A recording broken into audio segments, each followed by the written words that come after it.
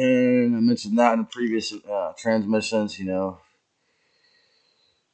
actually inviting in some of the nastiest, most evil spirits in the multiverse into Earth. In the house that Jimmy Page recorded Led Zeppelin 4 in, where the sun never shines, on the coast of Loch Ness. How about that? Is that good? Or is that amazingly talented, retarded black magic? So, bringing these antiverse entities in, the interdimensional parasites,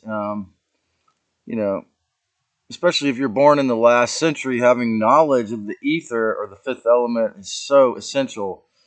And the knowledge of the ether coincided with the robber barons' rise in power. They erased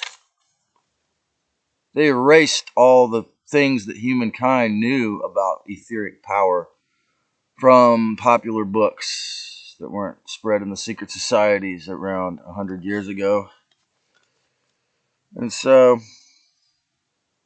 having erased common knowledge of the powers of the ethers, they have since in the last century pretended that ethers don't exist while they try to destroy and control every part of our lives through the ethers.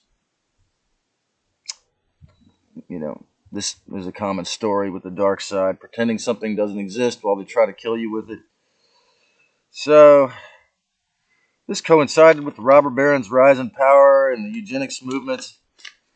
In 1913, they castrated tens of thousands of people, mainly here in California, but all across the USA. People whose parents were crazy, alcoholic, or they thought had bad genes.